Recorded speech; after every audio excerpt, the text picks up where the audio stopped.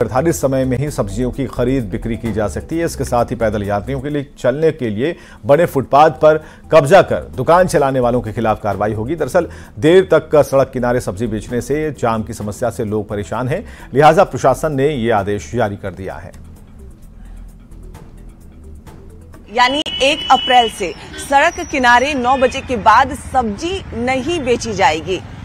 जिला प्रशासन की तरफ से ये आदेश जारी किया गया है क्योंकि इससे जाम की समस्या उत्पन्न हो रही है। यहाँ देख सकते हैं राजधानी पटना में कई ऐसी सड़कें हैं, कई ऐसे फ्लाईओवर हैं जहां पर सुबह से लेकर देर तक जो सब्जी विक्रेता हैं वो सड़कों पर ऐसे ही सब्जी बेचते हैं और सब्जी बेचने के कारण जाम की जो समस्या है वो उत्पन्न हो जाती है क्योंकि सुबह से लोग सब्जी की खरीदारी करने आते हैं, अपने वाहनों को सड़क पे ही पार्क कर देते हैं और सब्जी की खरीदारी करते हैं। यही वजह है कि स्कूल जाने वाले बच्चे हों या फिर अस्पताल जाने वाले मरीज हों, उन्हें जाम में फंसना पड़ता है। और इसी के मद्देनजर अब आदेश जारी किया गया है कि सुबह 9 बजे के बाद सड़कों पर इस तरीके से ठेले लगाकर या फिर सब्जी की टोकरी रखकर सब्जी नहीं बेची जाएगी।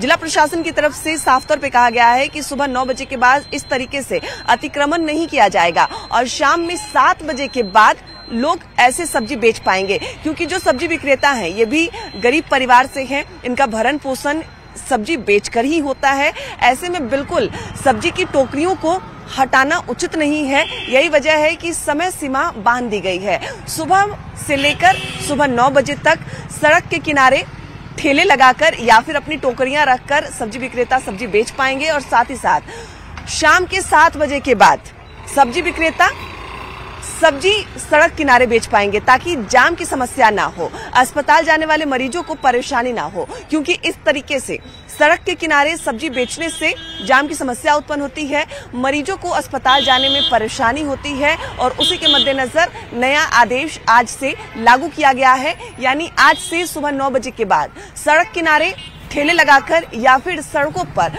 टोकरी रखकर सब्जी नहीं बेची जाएगी। कैमरामैन अजय दुबे के साथ विनीता मिश्रा, न्यूज़ 18 पटना। दानापुर से खबर, जहां फुलवारी शरीफ थाने में नामजद आरोपी को थाने में पूछताछ के लिए बुलाया तो अचानक उसकी तबीयत खराब हो गई। इसके बाद आनन फानन में पुलिसकर्मियों ने उसे इलाज के लिए अस्पताल में भर्ती करवा दिया, जहां इलाज के दौरान उसकी मौत हो गई। इससे पुलिस महकमे में हड़कंप मच गया।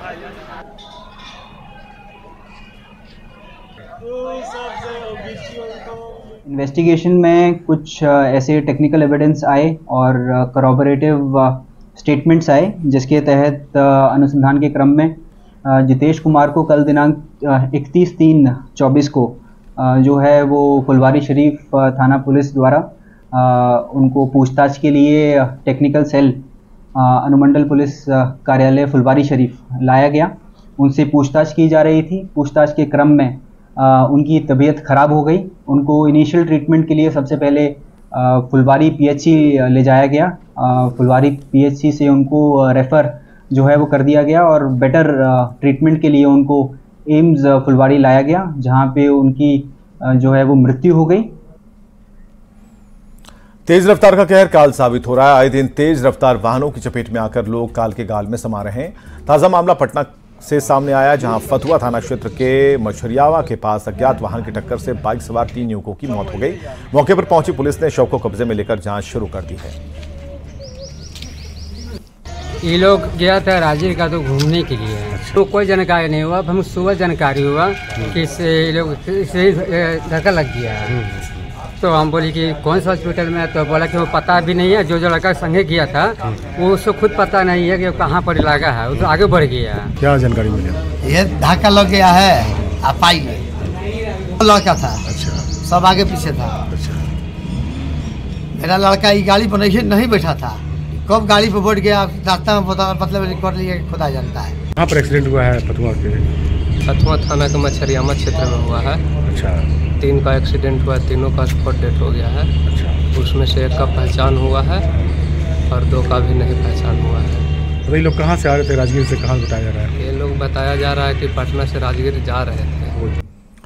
खबर है आरा से। जामा मुफस्सिल थाना क्षेत्र के सारंगपुर गांव में हथियारबंद अपराधियों ने बजाज फाइनेंस कर्मी की गोली मारकर हत्या कर दी। दरअसल फाइनेंस कर्मी कलेक्शन का पैसा जमा कर बाइक से वापस अपने घर लौट रहा था। उसी दौरान उसका पीछा कर रहे बाइक सवार 3 नकाबपोश बदमाशों ने पहले बाइक को रुकवाया, फिर गोलियों से भूनकर उसकी हत्या कर दी। घटना को अंजाम देने के बाद बदमाश हथियार लहराते हुए भाग निकले और गोलीकांड की पूरी घटना सीसीटीवी कैमरे में कैद हो गई। सूचना मिलते ही पुलिस मौके पर पहुंची, शव को कब्जे में लिया और आगे की कार्रवाई जारी है। ये आरा में ड्यूटी कर रहे थे। क्या करते थे ये? बजाज कंपनी में। अच्छा। तो वहाँ से अपने घर आ रहे थे। हाँ। बीच गाँव में मैंने वो रास्ते में पीछा कर